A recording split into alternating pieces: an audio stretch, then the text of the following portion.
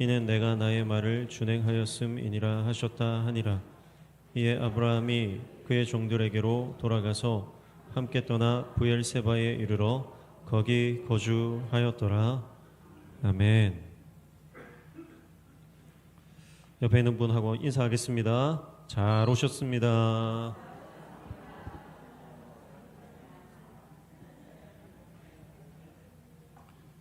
네, 오늘은 개학을 앞두고 우리 교육부 개학 부흥회로 함께 모였습니다. 우리 아동부 아이들부터 우리 청소년부 청년들 한 자리에 또 오후에 같이 이렇게 모이니까 또 너무 좋습니다. 좋으시죠? 네. 우리 오늘 예배 참석한 우리 다음 세대 아이들한테 우리 격려의 박수 한번 하겠습니다.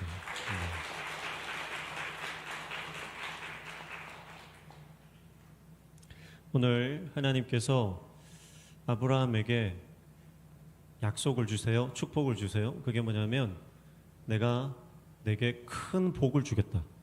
그냥 복이 아니에요. 어떤 복이에요? 큰 복을 주겠다. 17절 보십시오.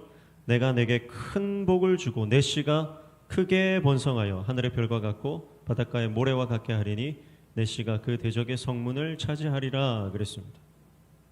아브라함에게 복을 주시는데 그냥 복이 아니라 큰 복을 주시겠다. 어마어마한 복을 주시겠다. 그렇게 말씀을 하십니다. 그래서 이 복은요, 아브라함 당대에 하나님 큰 복을 주시고 또 아브라함의 아들에게 큰 복을 주시고, 아들이 누구예요? 이삭이죠. 이삭이 받은 복은 하나님께서 그의 인생이 순적하게, 그래서 가는 곳마다 우물을 파는데 우물에서 물이 나오는 인생이에요. 순적하게 하나님께서 인도하시는 복을 주시고 또 그 손주에게도 복을 주세요. 그 손주가 누굽니까? 야곱이죠. 야곱에게도 복을 주시는데 이 야곱에게 주신 복은 어떤 복이냐면 하나님께서 함께 하시는 복이에요. 그리고 야곱의 아들들 12아들 12지파를 영적인 12지파를 세우시는 복을 주는 거예요. 그리고 그 증손자에게 또 복을 주세요. 누굽니까? 요셉이죠. 요셉은 애굽의 총리가 되게 하세요. 꿈을 꾸는 복을 주시고 그 꿈이 이루어지는 복을 주시는 거예요. 그리고 궁극적으로 그 자녀의 후손에 계속 내려가서 그 후손 가운데 누가 태어납니까? 예수님이 태어나시죠. 예수님이 아브라함의 후손으로 오셔서 열방의 구원자가 되시고 이 땅에 메시아로 그리스도로 오셔서 십자가에서 구원의 사역을 완성하시고 그리고 모든 믿는 자에게 복을 주시는 거예요. 아브라함이 하나님의 큰 복을 받아서 그 복이 흘러가서 결국은 열방이 복을 받게 되는 겁니다.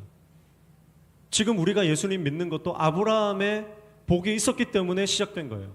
아브라함의 복이 없었으면 우리가 이 예수님을 믿는 이 복을 누리지 못하는 겁니다.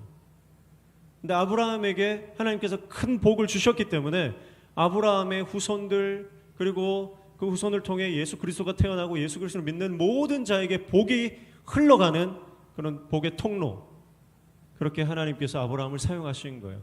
저는 오늘 우리 모든 성도들과 또 우리 모든 다음 세대 우리 교육부 모든 학생들이 우리 청년들이 이 복을 받으시기를 축복합니다. 우리는 나 한 사람만 복 받으면 되지, 우리 식구만 복 받으면 되지 하는 그런 생각 가운데 살아갈 때가 많습니다. 그러나 하나님은 우리의 생각을 확장시키기를 원하시고 나를 통해 내 주위가 그리고 내 세대뿐만 아니라 나의 다음 세대까지 복을 받게 하시기를 하나님께서 원하시는 줄로 믿습니다. 그래서 아브라함이 하나님의 이 놀라운 큰 복을 받았는데 이 복을 받는 결정적인 순종이 있었다는 거예요. 그게 16절이죠. 16절 같이 읽습니다. 이르시되 여호와께서 이르시기를 내가 나를 가리켜 맹세하노니 내가 이같이 행하여 내 아들 내 독자도 아끼지 아니하였은즉. 아멘. 아브라함이 하나님께서 허락하신 그의 유일한 혈육, 독자 이삭을 하나님께 드리는 순종을 했기 때문에 하나님께서 아브라함을 통해서 큰 복의 주인공으로 삼아주셨다라고 하는 것입니다. 성경을 보니까 하나님께서 아브라함이 하나님을 믿음으로 그 믿음을 의로 여기셨다 그렇게 말씀하셨어요. 그리고 그 믿음은 아들, 독자 이삭을 하나님께 드림으로써 증명되는 겁니다. 여러분, 오늘 저와 여러분이 하나님께서 인정하시는 믿음의 사람 되기를 축복합니다. 하나님이 인정해야 돼요. 내가 믿음이 있다고 말하는데 하나님이 인정하지 않을 수 있어요. 하나님이 인정하시는 믿음, 그 믿음은 나의 순종으로 증명된다는 것을 여러분 기억하시고, 오늘 내가 하나님께 가장 귀한 것을 뭘 드릴 수 있을까 고민하는 거예요. 아브라함은 이삭을 하나님께 드려서 큰 복을 받았는데 나는 오늘 뭘 드릴까? 내가 하나님께 뭘 드리면 하나님이 나의 믿음을 증명해 주실까? 하나님이 분명히 내 안에 믿음을 주셨고 내가 그 믿음 있는 거 내가 아는데 내가 이 믿음을 증명할 그런 시간들이 필요하다는 거예요. 뭘 드릴까? 그래서 여러분, 믿음의 사람은 삶으로 증명합니다. 믿음의 사람은 순종으로 증명하는 거예요. 네. 오늘 저와 여러분이 믿음을 증명하시기를 축복합니다. 뭘로 증명할 수 있을까요? 돈 쓰는 걸로 증명할 수 있어요. 네. 여러분이 가장 용돈 받아서 뭘 위해 쓰세요? 주로 먹는 거 쓰지 않아요? 그렇죠? 거의 먹는 거. 우리 여학생들 같은 거 찍어 바르는 거. 그런데 다 돈을 제일 많이 쓰는 것 같아요. 네. 여러분, 그 돈 내가 용돈 받아가지고 하나님의 영광을 위해서 어떻게 쓸까 고민하시길 축복합니다. 그런 고민이 시작되어야 되는 거예요. 그 고민이 시작될 때 하나님이 여러분을 큰 복의 사람으로 만들어주시는 거예요. 용돈 받아가지고 뭐 사 먹을까? 이걸로 뭐 살까? 그 생각에서 내가 용돈을 받는 그 순간에 하나님 앞에 11조를 떼고 나머지 이 용돈을 가지고 내가 어떻게 하나님의 영광을 위해서 이 헌금을 쓸 것인가? 이번에 우리 태국 전도 여행 가는데 여러분들이 후원을 해주셨어요. 근데 제가 기억에 남는 후원이 하나 있어요. 당사자가 있어서 실명은 거론하지 않겠지만 한 청년이에요. 한 청년이 단기 선교를 앞두고 하나님 앞에 금식을 시작했어요. 9일 동안 금식을 했어요. 저녁마다 아무것도 안 먹고 기도를 했어요. 그리고 저녁 안 먹는 비용을 하루에 10,000원씩 뗐어요. 그리고 9일 동안 금식하고 그 9만 원을 모아서 목사님, 이거 단기 선교 작지만 제가 금식해서 모은 돈입니다. 9일 동안 저녁 굶고 이 재정을 모아서 드립니다. 그러면서 후원을 하더라고요. 어른들이 하는 액수에 비해서 많은 액수는 아니지만 저는 그것이 정말 하나님께서 기뻐하시는 헌금이라고 생각했어요.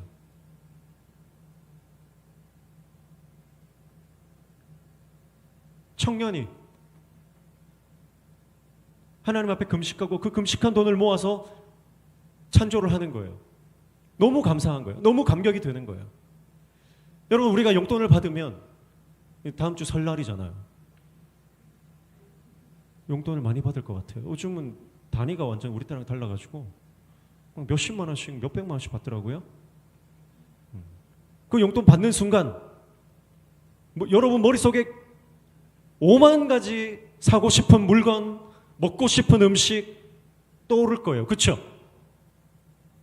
여행도 가고 싶고 좋아하는 오빠한테 선물도 사주고 싶고. 좋아하는 사람이 없나 봐. 리에는 있는 것 같아. 그렇죠? 없어요?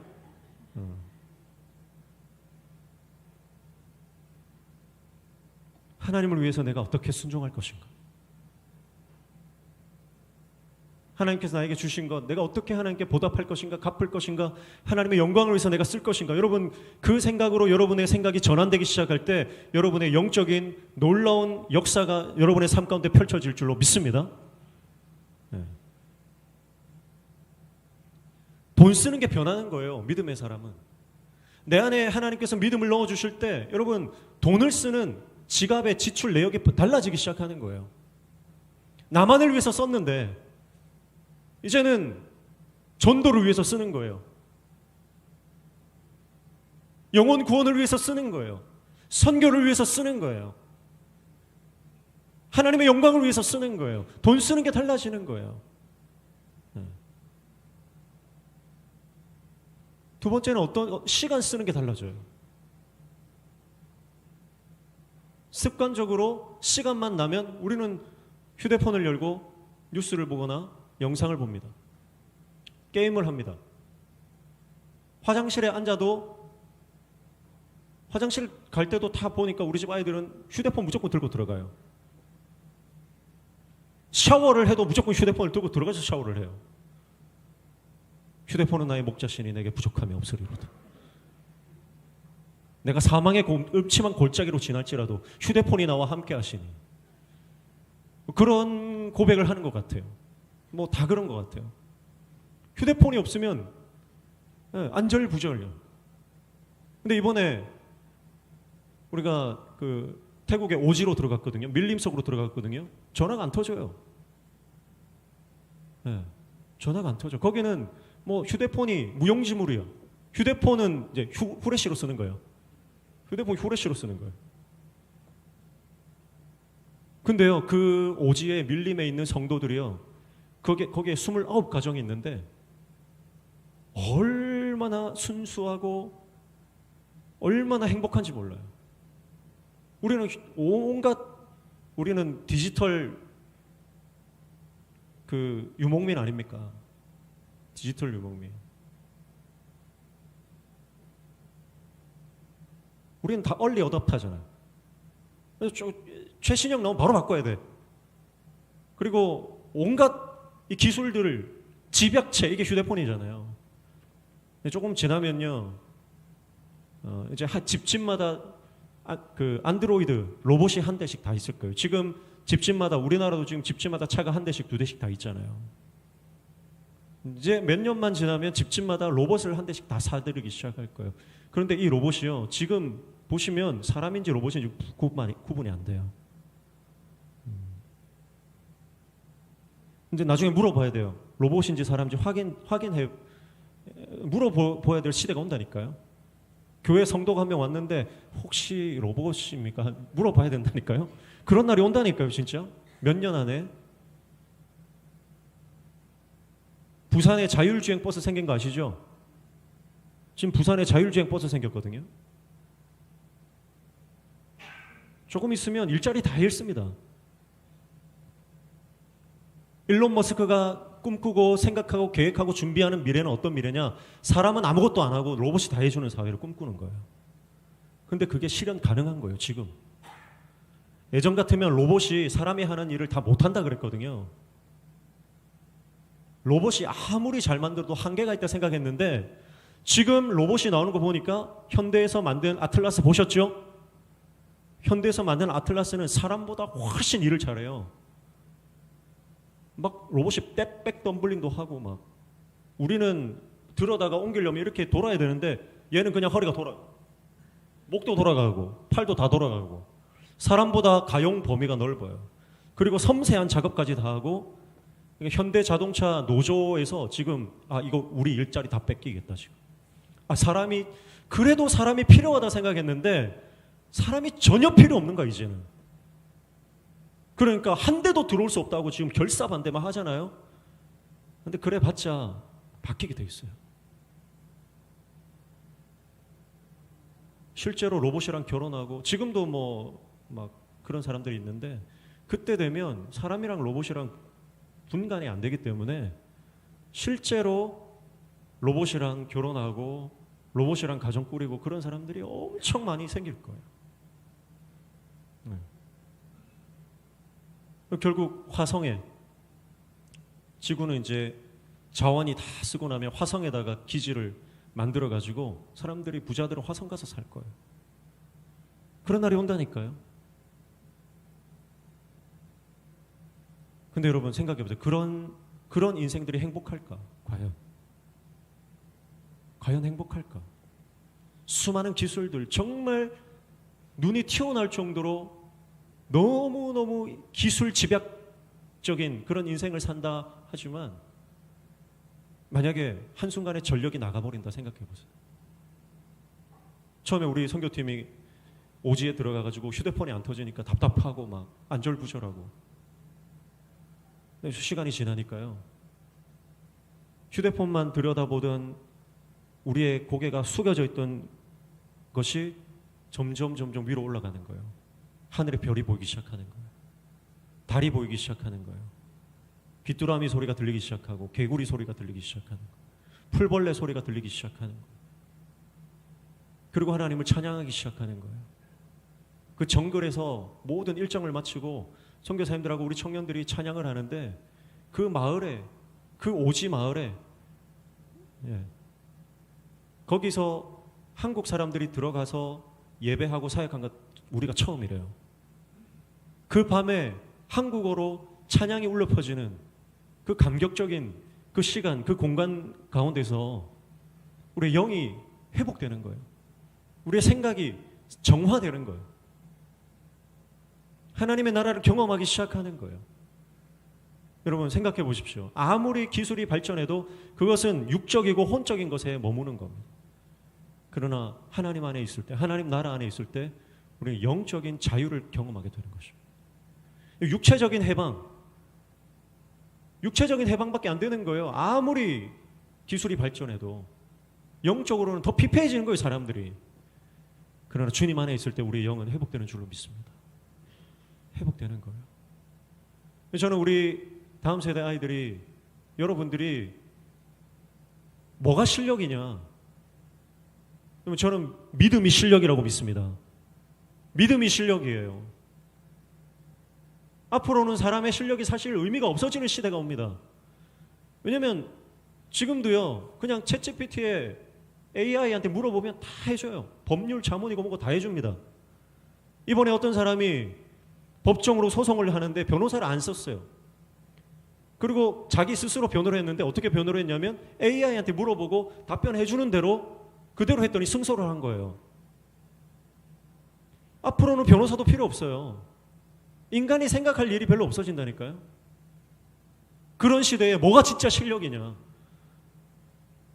어떤 사람이 생명을 살리는 인생을 살아가느냐? 여러분, 그 사람 믿음의 사람인 줄로 믿습니다. 믿음의 사람이에요. 지금부터 우리가 철저히 준비해야 되는 것은 우리 영성을 준비해야 되는 거예요. 영성.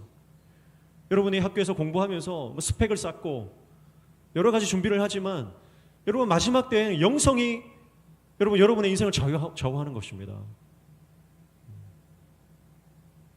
그래서 시간 쓰는 게 변하는 거예요.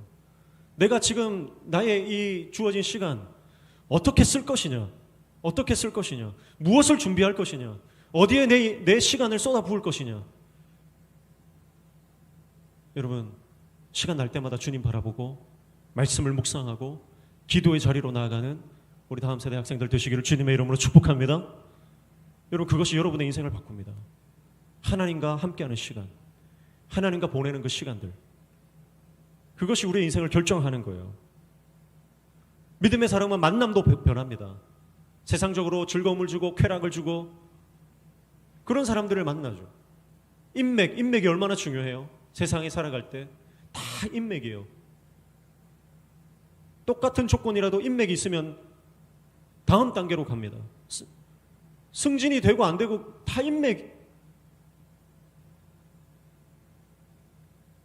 그래서 우리가 세상 친구들 많이 만나려고 하고 인맥 만들려고 노력을 많이 하는 거예요. 여러분, 그러나 우리는 영적 만남을 추구하는 것입니다.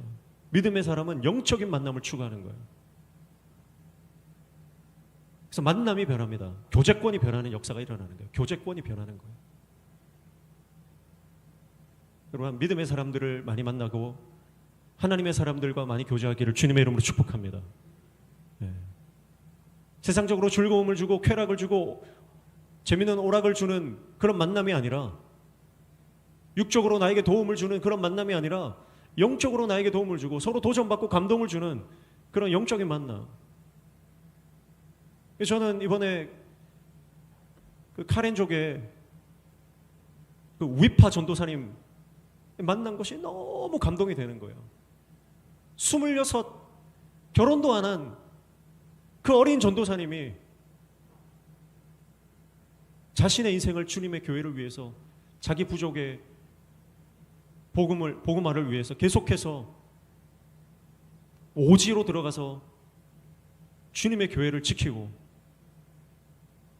주님의 나라를 위해서 자신의 인생을 거는 그 귀한 한 청년을 만난 것이 얼마나 저는 감사한지 몰라요. 영적으로 나에게 도움을 주고 도전을 주고 감동을 주는 사람이 있으면 여러분, 낙도와 오지를 찾아가서라도 만나야 되는 거예요.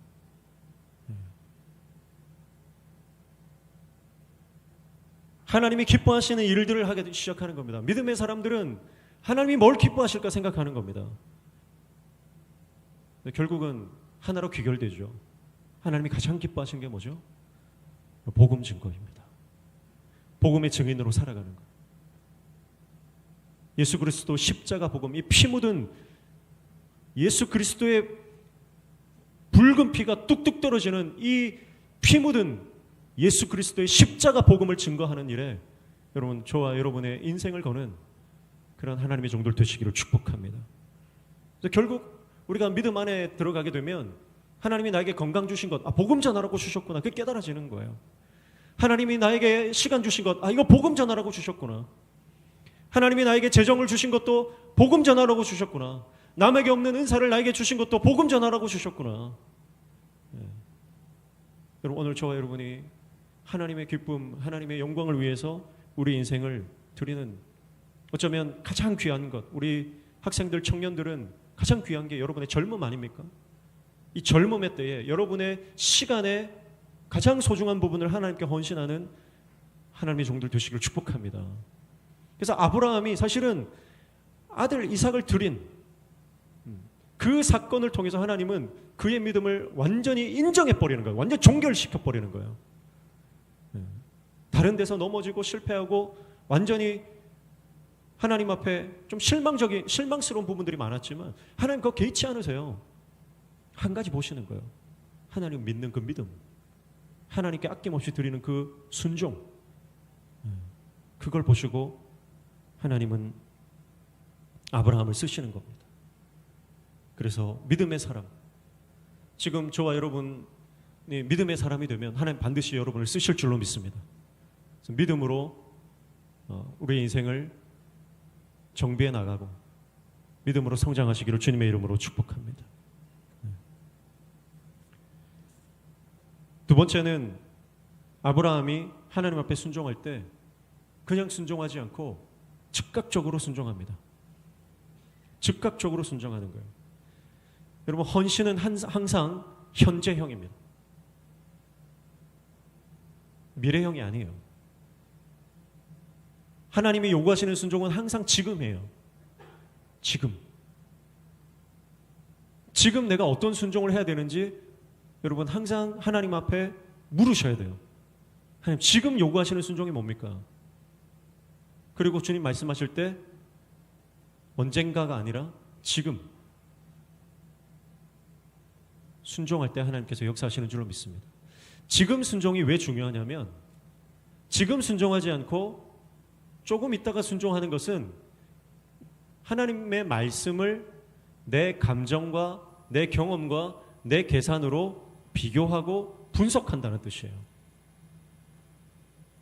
하나님이 어떤 말씀을 하시는데 내 감정이 그렇지 않다는 거예요. 저 사람을 품으라 하는데 내 감정은 저 사람이 너무 미운 거예요. 지금 그 포지션에서 다른 포지션으로 옮기라고 하는데 나는 지금 이 포지션이 너무 좋은 거예요. 하나님께서 우리에게 요구하시는 순종은 항상 지금이에요.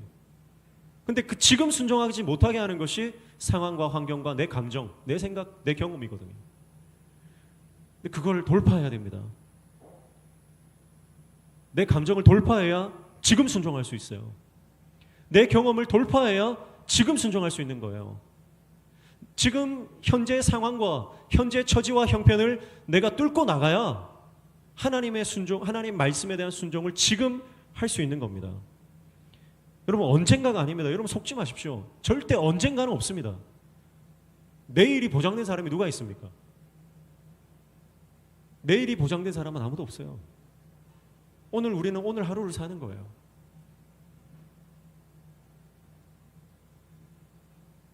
언젠가 내가 목사가 되고, 내가 전도사가 되고, 내가 장로가 되고, 내가 권사가 되면 그때 내가 순종하겠습니다가 아니라니까요. 예수님 제자들 보세요. 예수님께서 직접 그들에게 직분을 주셨어요. 그래서 그들은 제자라고 하는, 예수님의 직속 제자, 12제자라고 하는 어마어마한 직분을 받았잖아요. 그런데 제자들이 하는 게 뭐냐면 예수님과 동행하면서도 자기들끼리 길에서 싸워요. 누가 더 크냐 그러면서. 그게 제자예요. 그게 직분 받은 자의 모습이에요. 직분 받았다고 순종되는 게 아닙니다. 직분을 받았다고, 내가 목사가 되었다고, 내가 권사가 되었다고,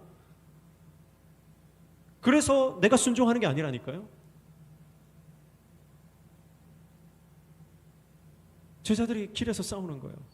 예수님 옆에 모셔놓고 길 가면서 싸우고 있어요. 서로 싸우고 있어요.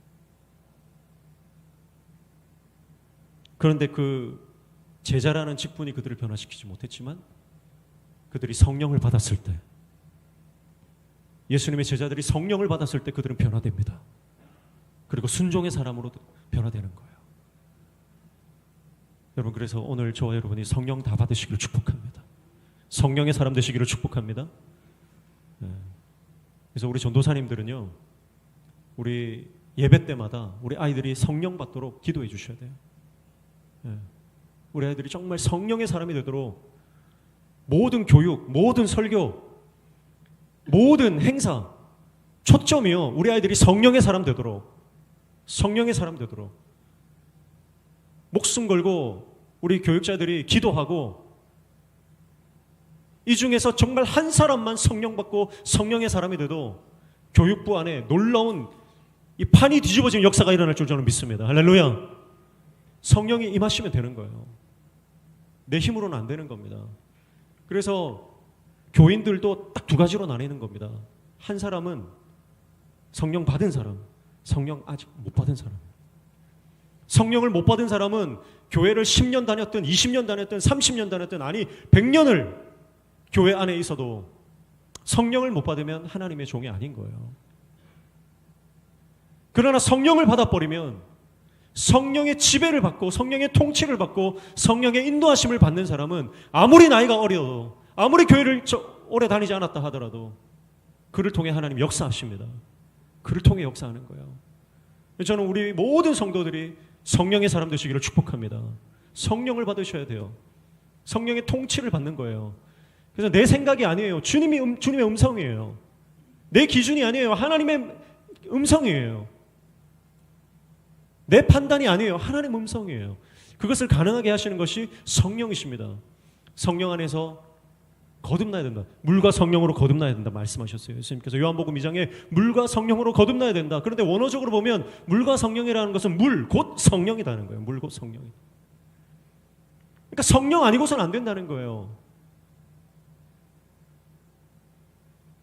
성령이 뭔데요? 성령 받는 게 뭔데요?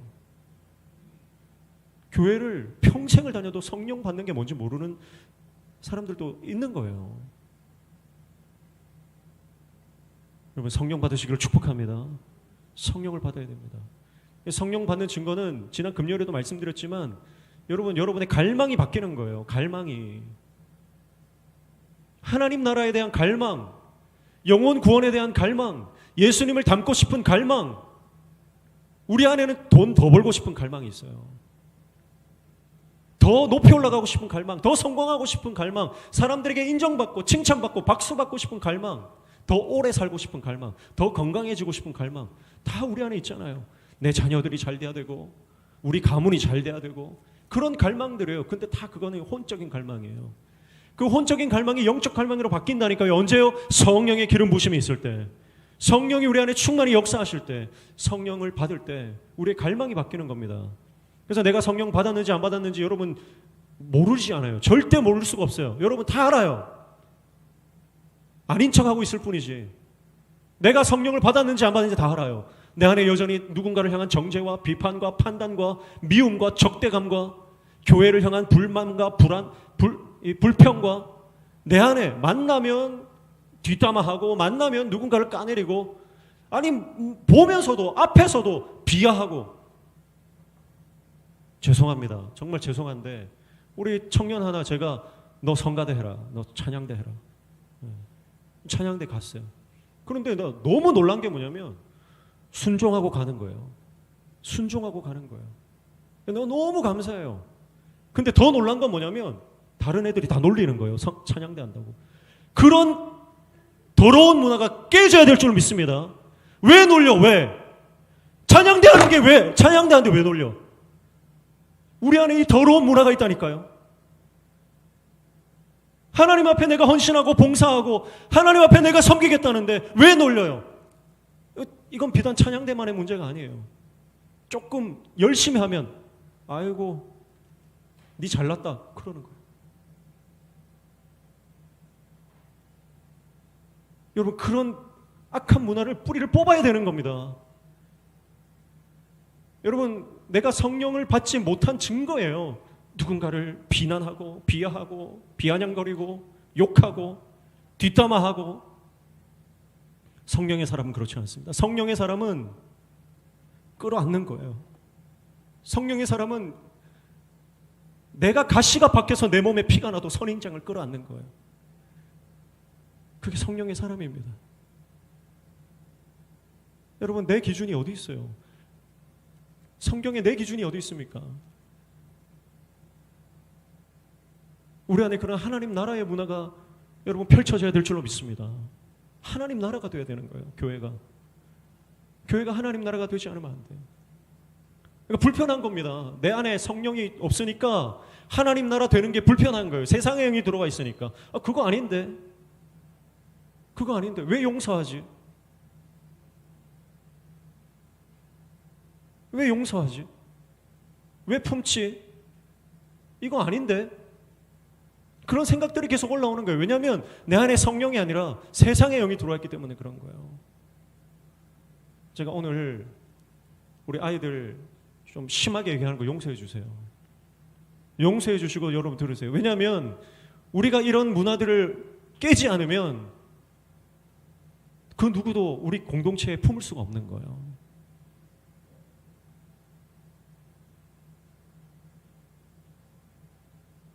여러분 우리 안에 성령이 우리 공동체 안에 강력하게 기름 부어주기를 축복합니다. 변해야 되는 거예요. 하던 대로 하면 안 되는 거예요.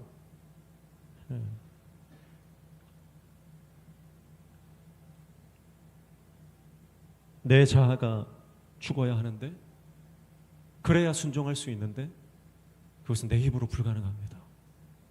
내 힘으로는 불가능해요. 내 힘으로 하려고 하니까 옛 본성이 다 계속 나오는 거예요. 그러면 개가 토한 것을 먹듯이 나도 모르는 사이 또 그러고 뒤로 와서 후회하고 또 그러고 뒤에 와서 후회하고. 우리 전도사님들 제가 사랑하고 우리 전도사님들을 너무 제가 좋아하고 하지만 우리 전도사님들도 자아를 저도 마찬가지고 자아를 우리 교육자들이 먼저 자아를 죽여야 돼요. 만나고 싶은 사람 만나는 게 아니에요. 하나님께서 나에게 주어진 영혼을 찾아가고 저부터 그래요. 저부터 만나고 싶은 사람 만나는 게 아니라 하나님이 보여주시는 그 영혼을 향해 달려가야 되는 거예요. 치열하게 그 영혼들을 향해 달려가야 되는 거예요. 그래서 어떤 행동을 하든 누구를 만나든 내가 뭘 먹든지 마시든지 누워 자고 깨는 모든 상황 가운데서 이거 하나님 기뻐하실까? 하나님이 이거 정말 기뻐하실까? 이게 하나님 뜻일까? 말 한마디 하는 것도 여러분 성령의 음성을 듣고 움직이시기를 축복합니다. 네. 성령을 받으면 교회 다니면서 망신도 당합니다. 성령 받은 사람은 망신 당합니다. 억울한 일도 당합니다. 왜냐하면 내 주위의 상황과 환경, 뭐 여건이나 분위기, 여론 그런 거 상관없이 순종해야 되니까. 나를 반대하는 사람들도 생길 거예요. 그런데 주님 말씀 따라가려면 어쩔 수 없잖아요. 그럼에도 불구하고 영의 사람, 예수의 사람, 성령의 사람으로 즉각 주님 말씀하실 때 그 즉각 순종하는 하나님의 종 되시기를 축복합니다. 그 순종을 하나님 기뻐하시고 나를 통해 큰 복의 사람이 되게 하시는 줄로 믿습니다. 세 번째는 순종의 한계를 넘어라는 것입니다. 순종의 한계를 넘어라. 여러분, 우리는 순종한다고 생각하면서 사실은 순종이 아닌 경우가 많습니다. 나 이거 순종했다고 생각했는데 하나님은 그걸 순종으로 인정하지 않는 경우가 있습니다. 내 생각의 한계를 넘으시고 내가 이만하면 됐다는 생각, 나의 순종의 한계를 넘어 하나님이 기뻐하시는 순종으로 나아가시기를 축복합니다. 요한복음 2장에 보면 예수님께서 물을 채우라고 하시죠. 하인들에게 두세 통 드는 정결례에 쓰는 항아리에 거기에 물을 채우라고 말씀하시는데 하인들이 아귀까지 채웠어요. 막 물이 아귀까지 표면 장력에 의해서 물이 넘칠랑 말랑 할 때까지 하인들이 그냥 물을 부었어요. 그 물이 포도주로 변했습니다. 그 물이 포도주로 변합니다. 여러분, 우리가 우리 인생에 물을 붓는 것은 비합리적인 거예요. 이 항아리에다가 지금 포도주가 필요한데 항아리에다가 물을 부으라는 거예요. 그럼 우리는 어떻게 해요? 물 부으라 했으니까 한 바가지 정도 붓고 할 일 다 했다는 거예요. 그래도 순종은 순종이니까. 물 부으라고 했지. 어디까지 부으라 말 안 했잖아요. 우리 같으면 한 바가지 정도? 아니면 한 3분의 1 정도? 절반 정도 해놓고 이게 한 100리터 된다고 제가 기억이 나는데 한 4, 50리터 정도 채워도 많이 채운 거 아닙니까? 그러고 충분하다 생각하는 거예요. 그런데 그 물이 포도주로 변한다 생각해 보세요. 충분하지 않은 거예요. 충분하지 않은 거예요. 그러나 아구까지 채울 때, 예수님이 물을 채우라 했을 때, 끝까지 채울 때, 더 이상 내가 할 수 없는 거기까지 내가 순종할 때, 물을 채우라고 했으니까 예수님이 그만하라고 안 하니까 그냥 계속 하는 거예요. 계속. 그만하라고 말이 없잖아요, 예수님이. 그러니까 이제 더 이상 부을 수 없을 때까지 하는 거예요. 그게 하인들의 순종이에요. 그 순종을 하나님 기뻐하시는 거예요. 그리고 그 차고 넘치는 그 물이 포도주가 되는 거예요. 그러니 모든 잔치에 모인 모든 사람들이 그 최상급 포도주를 맛볼 수 있도록 그 하인들의 순종이 있었기 때문에 모든 사람들이 한 사람도 빠짐없이 그 포도주를 맛볼 수 있는 겁니다. 여러분, 순종할 때 끝까지 순종하십시오. 주님이 그만하라 말 안 하시면 죽을 때까지 하는 거예요. 근데 우리는 보면 1년 했으니까 충분하다.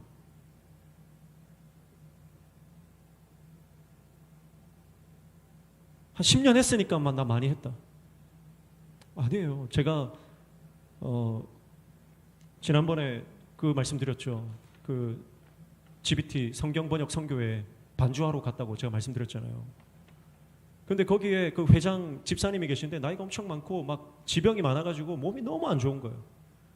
그래가지고 이제 그 총회를 하는데 이제 못하겠다고 하니까 그 지도 목사님이 뭐라고 하시냐면 집사님 이거 안 하면 죽습니다 그러더라고요. 하나님이 이거 하라고, 이 사명 감당하라고 생명 붙여놓은 거라고. 그럼 우리 같으면 어떻게 했어요? 제가 만약에 이제 이 올해까지 하고 누가 교사 그만한다 그러면, 집사님 교사 그만두면 집 망합니다. 그러면 그분 어떻게 하겠어요? 당장 교회 떠나겠죠. 근데 그 집사님이 어떻게 하냐면, 목사님이 그렇게 말씀하시는데 아멘 하고, 그럼 나 죽을 때까지 하겠습니다 그러더라고요. 제가 그 충격받아요. 그 정도 믿음이 되니까 그 평일날 거기 GBT 성교에 가가지고 헌신하고 성경 번역 선교를 위해서 그렇게 하고 있겠지만, 여러분, 그러나 여러분, 우리가 영적인 욕심을 내야 되는 거 아닙니까? 영적 욕심을 좀 내야죠. 나도 하나님, 주님이 그만하라고 안 하면 내 인생을 주님께 내가 죽을 때까지 이 사명 감당하겠습니다. 네. 다니엘은 왕의 진미를 거부하고 포도주를 먹지 않았습니다. 자신의 한계를 넘어서는 순종이죠. 아니, 지금 바벨론 포로로 끌려가서 포로가 무슨 할 말이 있어요. 근데 하나님께 기도하다가 하나님이 성령이 감동을 주시니까 안 하겠다는 거예요. 죽겠다는 거예요. 그렇게 안 할게 그럼 나 죽여라는 거예요. 한계를 넘는 순종이에요.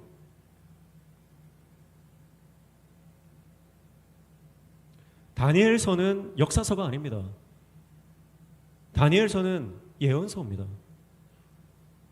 여러분, 다니엘서는 착각하지 마세요. 역사서가 아니라니까요. 다니엘서는 예언서로 분류가 됩니다. 왜냐하면 다니엘이 하나님 주시는 환상을 보는 내용이 뒤에 쫙 펼쳐져요. 왜 하나님께서 다니엘에게 그 이후에 일어날 메시아 사건, 그리고 종말에 이르기까지 하나님께서 다니엘에게 그런 환상과 비전을 보여주시냐면, 다니엘이 한계를 넘어서는 믿음의 순종이 있었기 때문에 그런 거예요. 여러분, 그래서 순종의 사람은, 따라합니다, 순종의 사람은 예언적 삶을 산다. 순종의 사람은요, 예언적 삶을 사는 겁니다. 오늘 저와 여러분이 믿음으로 예언적 선포를 하며 나아가는 하나님의 종 되시길 축복합니다. 주어진 환경에 절절매면서 이건 어떻게 해결할까? 발등에 떨어진 불 끈다고 고생하고 고민하는 인생이 아니라 10년 후, 100년 후, 1000년 후를 바라보면서 하나님께서 나와 내 가정과 내 가문을 어떻게 들어쓰실지, 우리 교회를 어떻게 들어쓰실지 100년 후를 내다보며 예수님이 오실 그날을 바라보며 예언적 삶을 살아가는 하나님의 종 되시기를 축복합니다. 그러려면 여러분, 내 감정에 매여 있을 수가 없는 거예요. 그런 예언적 삶을 살아가기 하시는 분이 성령님이신데, 원수는 그걸 너무 잘 아니까 감정의 홍수, 감정의 요동침에 속게 만드는 거예요. 나만 안 안아주고, 옆에 사람한테 인사합시다. 나만 안 안아줍니까? 우리는 항상 그거예요. 왜 나만 안 안아주냐? 왜 나만 바보 만드냐? 우리는 항상 그 고민에, 지금 내 발등에 떨어진 감정과 상황에, 거기에 늘 전전긍긍하면서 미래적 삶을, 예언적 삶을 못 살게 하는 거예요. 그게 원수가 하는 일이에요. 여러분, 성령 받으시길 축복합니다. 성령 받으면 밤에 잠이 잘 옵니다. 성령 받아야 돼요. 생각의 꼬리에 꼬리를 물게 만드는 게 악한 영이에요. 생각의 꼬리에 꼬리를 물게 만들어요. 그래서 걱정하고 근심하는 것에 매이게 만드는 거죠. 그러나 성령이 임하시면 자유함이 있습니다. 주의 영이 계신 곳에 자유함이 있느니라. 할렐루야. 주의 영이 임하면 자유함이 있는 거예요. 맡기게 되는 거예요. 하나님께 맡기게 되는 거예요.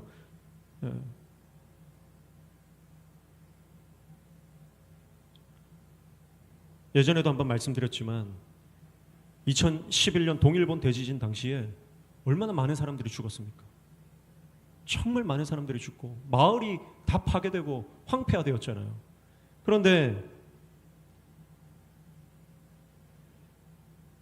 3,000명 정도 사는 후다이 마을, 이 마을에 1987년 높이 15.5m, 길이 155m의 장벽을 만든 거예요. 수문을 만든 거예요. 벽을 만든 거예요. 그 와무라 촌장이라는 분이 당시에 460억, 오늘날로 치면 1,000억이 넘는 예산을, 막대한 예산을 들여가지고 마을을, 쓰나미를 막는 장벽을 세운 겁니다. 그때 수많은 사람들이, 마을 사람들조차도 이 와무라 촌장을 손가락질하고 예산 낭비한다 그러고, 아니 15m 파도가 친 적이 있냐 지금까지. 기껏해야 10m, 11m. 그럼 한 10m, 11m 정도만 세우면 되지. 왜 15.5m 막대한 예산을 들여야 되냐. 손가락질했지만 그가 죽고 난 이후에 2011년, 그는 1997년에 사망했는데 2011년에 쓰나미가 왔죠. 그리고 다른 마을들이 다 초토화되었을 때 그 마을은 신발이 젖은 사람이 단 한 명도 없었다는 거예요. 이 마을 사람들은, 후다이 마을 사람들은 신발도 젖지 않았다는 거예요. 여러분, 저는 이게 영적으로도 같은 원리라고 생각해요. 한계를 넘는 순종. 내 기준이 아니라, 내 판단이 아니라, 내 경험이 아니라 하나님 말씀이라면 아귀까지 채우는 순종. 끝까지 내가 할 수 있는 것이 없는 거기까지 순종의 자리로 나아가는 것. 우리가 기도의 방파제를 쌓아 올리면 죄악의 쓰나미가 우리 자녀들을 넘보지 못할 줄로 믿습니다. 우리가 순종의 방파제를 쌓아 올리면 어떤 악한 세력도 우리 교회를 무너뜨리지 못하는 줄로 믿습니다. 한계를 넘는 순종으로 하나님의 사명을 감당하는 저와 여러분 되시기를 축복합니다. 우리 다음 세대에게 꼭 소개시켜주고 싶은 미국 대통령이 있어요. 그분은 바로 지미 카터 대통령입니다. 지미 카터 대통령은 대통령이 되고 나서도 그가 주일날만 되면 그가 섬기던 교회, 시골 교회에 내려가서 주일학교를 섬기고 주일학교 교사를 했습니다. 어떤 일이 있어도 이 지미 카터 대통령은 주일날만큼은 본교에 가서 본교회 교사로 섬기는 거예요.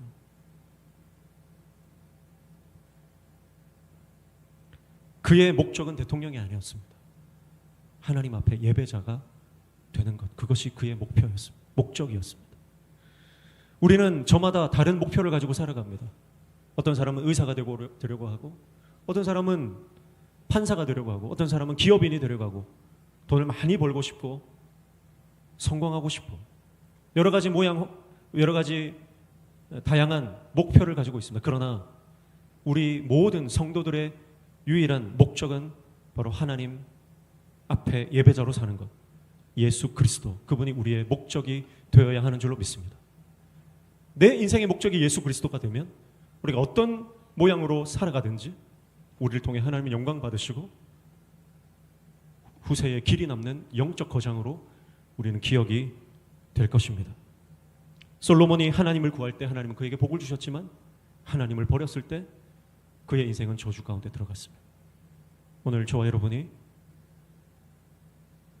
이 개학 부흥의 예배 하나님 말씀 앞에 서 있는 이 시점에 하나님, 내가 순종의 사람으로 순종할 때 주시는 하나님의 큰 복을 받는, 하나님의 영광을 위해서 살아가는 믿음으로 결단하는 시간들이 되었으면 좋겠습니다. 그래서 특별히 우리 청년들과 우리 학생들이 하나님 주시는 놀라운 영적 비전을 꿈꾸시기를 축복합니다. 나의 좁은 식견과 나의 좁은 생각에 갇혀있지 말고 하나님 나라를 꿈꾸고 민족과 세계 복음화에 열정과 소망을 가지고 하나님 앞에, 하나님 나를 써주십시오. 하나님 나를 써주십시오. 사람들이 네가 니까짓 게 뭔데? 사람들이 그렇게 말할지 몰라도 네가 뭐 성적이 좋냐, 뭐 학벌이 좋냐, 뭐 네가 공부를 잘하냐, 네가 IQ가 높냐, 세상 사람들이, 옆에 있는 사람들이, 친구들이 그렇게 비아냥거리고 욕할지 몰라도 하나님, 나는 하나님의 순종의 사람, 영적 대가가 되고 싶습니다. 나를 써주십시오. 그렇게 하나님 앞에 결단할 때 하나님이 저와 여러분을 쓰실 줄로 믿습니다. 하나님 반드시 쓰십니다. 할렐루야. 그래서 세상이 감당치 못하는 우리 명신교회 모든 다음 세대, 우리 학생들, 우리 청년들 되시기를 주님의 이름으로 축복합니다. 뿐만 아니라 우리 모든 기성세대, 우리 아버지, 어머니 세대들도 나의 믿음을 통해 우리 교회와 우리 자녀들이 하나님이 나에게 주시는 그 복을 통해서 교회와 자녀들이 복받는 복의 통로가 내가 되기 원합니다. 그렇게 결단하고 믿음으로 쓰임받는 우리 모든 성도들 되시기를 주님의 이름으로 축복합니다. 그래서 이 찬양 있으면 좋겠어요. 민족의 가슴